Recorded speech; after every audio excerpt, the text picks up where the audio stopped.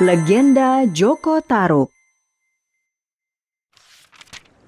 Joko Tarub adalah salah satu cerita rakyat Nusantara yang sangat populer di Jawa, khususnya Provinsi Jawa Tengah dan Jawa Timur.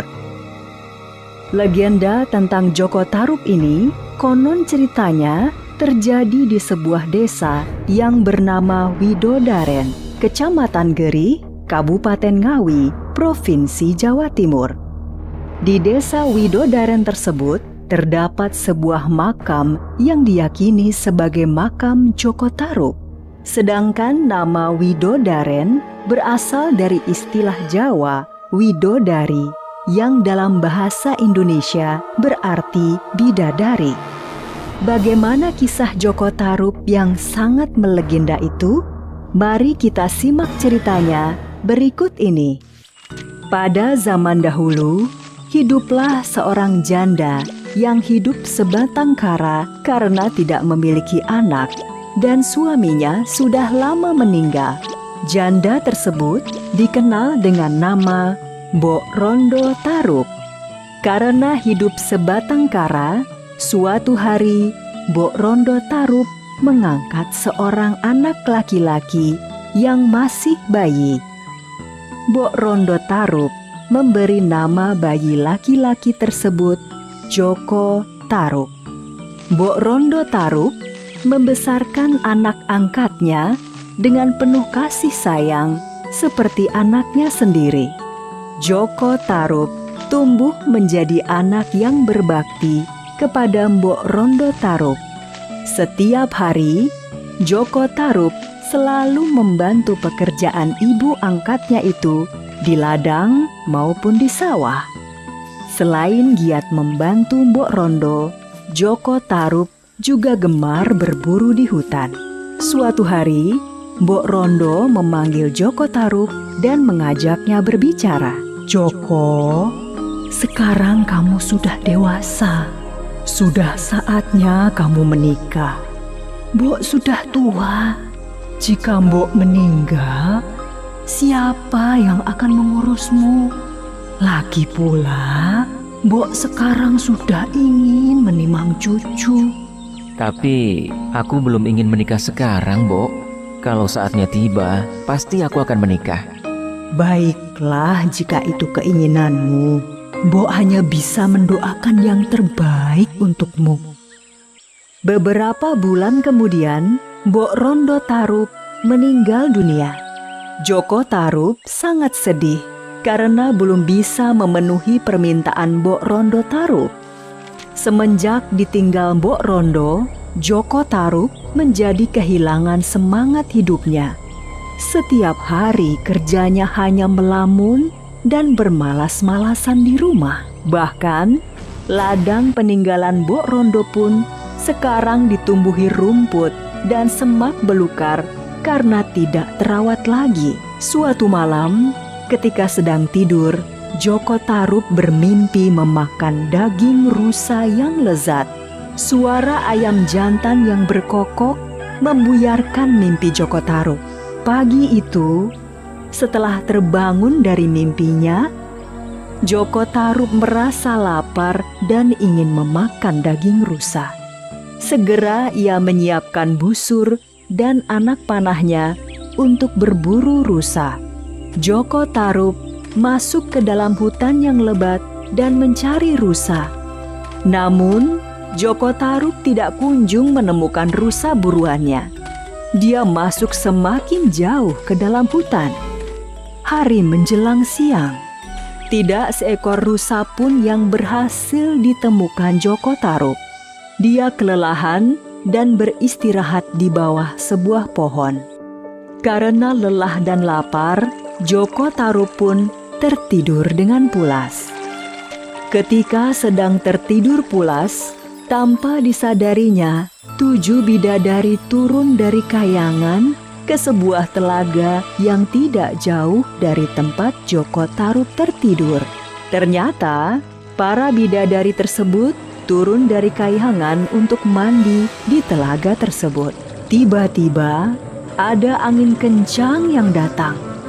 Angin kencang tersebut menerbangkan sebuah selendang milik bidadari. Para bidadari yang sedang asyik mandi tidak menyadarinya. Angin membawa terbang sebuah selendang bidadari dan jatuh di dekat Joko Tarub yang sedang tidur. Sore hari, ketika matahari hampir tenggelam, para bidadari pun kembali ke kayangan. Dengan menggunakan selendangnya, mereka terbang ke kayangan. Ketika hendak kembali terbang ke kayangan, seorang bidadari kebingungan mencari selendangnya. Kemana selendangku? Sementara itu, Joko Tarub bangun dari tidurnya dan terkejut melihat ada selendang di dekatnya. Wah, selendang siapa ini? Bagus sekali. Seumur-umur baru kali ini aku melihat ada selendang seindah ini. Ketika sedang mengagumi selendang yang ada di depannya, Joko Tarub tiba-tiba mendengar suara perempuan menangis. Dia segera memasukkan selendang itu ke balik bajunya dan mencari asal suara tersebut. Joko Tarub menemukan asal-muasal suara tangisan tersebut. Dia melihat seorang perempuan yang sangat cantik sedang menangis di pinggir telaga. Kamu siapa? Kenapa berada di tengah hutan seperti ini? Apakah kamu ini jin atau lelembut penghuni hutan ini? Namaku Nawang Wulan. Aku bukan jin atau lelembut. Aku adalah bidadari yang turun dari kayangan. Selendangku hilang sehingga aku tidak bisa terbang kembali ke kayangan. Apakah kamu melihat selendangku? Joko Tarub ternyata bertemu seorang bidadari yang sangat cantik jelita. Joko Tarub merasa jodohnya telah tiba. Nawang Wulan, namaku Joko Tarub. Aku tinggal di desa yang tidak jauh dari sini. Sebentar lagi hari gelap. Lebih baik kamu ikut bersamaku. Banyak binatang buas berkeliaran ketika malam hari di hutan ini. Nawang Wulan pun mengikuti Joko Tarub ke desanya. Tidak lama kemudian, Joko Tarub dan Nawang Wulan menikah. Beberapa waktu kemudian, Joko Tarub dan Nawang Wulan dikaruniai seorang anak perempuan. Anak perempuan tersebut diberi nama Nawangsi. Selama hidup dengan Nawang Wulan, Joko Tarub merasa heran karena lumbung padinya selalu penuh. Padahal setiap hari Nawang Wulan menanak sebakul nasi dari beras dari lumbung padi tersebut. Kang Mas Joko Tarub, aku sedang menanak nasi, tapi aku ada keperluan di sungai. Tolong jaga apinya, jangan sampai kekecilan atau kebesaran. Dan ingat, jangan membuka tutup kukusnya. Joko Tarub yang selama ini heran dengan lumbung padinya selalu penuh, mengabaikan pesan istrinya agar tidak membuka tutup kukusnya. Joko Tarub perlahan-lahan membuka tutup kukus dan terkejut melihat isinya. Jadi selama ini istriku hanya memasak sebutir beras. Pantas saja beras di lumbung padiku tidak berkurang. Tapi bagaimana mungkin sebutir beras bisa menghasilkan nasi yang sangat banyak? Tapi mungkin ini adalah kesaktian Nawang Wulan sebagai bidadari. Sementara itu, Nawang Wulan sudah kembali dari sungai. Dia segera menuju dapur dan Joko Tarub sudah tidak ada. Nawang Wulan pun membuka tutup kukusnya. Kang Mas Joko Tarub sudah melanggar perintahku. Mulai sekarang aku tidak bisa lagi memasak sebakul nasi hanya dengan sebutir beras. Setelah kejadian itu, Nawang Wulan memasak nasi seperti perempuan pada umumnya. Dia sudah tidak bisa lagi memasak sebutir beras menjadi sebakul nasi. Akibatnya, persediaan beras di lumbung padi Joko Tarub semakin menipis.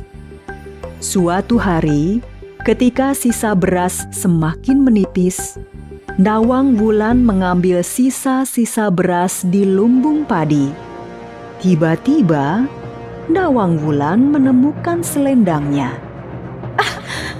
Nawang Wulan yang akhirnya mengetahui bahwa selendangnya disembunyikan Joko Tarub menjadi sangat marah. Dia segera menemui Joko Tarub. "Kang Mas Joko Tarub, jadi selama ini kamu yang menyembunyikan selendangku? Cukup sampai di sini hubungan kita. Aku tidak bisa hidup bersama laki-laki yang telah menipuku." Adinda Nawang Wulan, maafkan aku. Aku mengaku bersalah. Tapi tolong jangan tinggalkan aku. Kasihanilah Nawangsi. Dia masih bayi. "Tidak ada maaf lagi untukmu. Buatkan danau di belakang rumah dan letakkan Nawangsih di situ setiap malam. Aku akan datang untuk menyusuinya. Dan jangan sekali-kali mengintip." Nawang Wulan dengan selendangnya segera terbang kembali ke kayangan. Seperti janjinya, setiap malam Nawang Wulan turun untuk menyusui Nawangsih.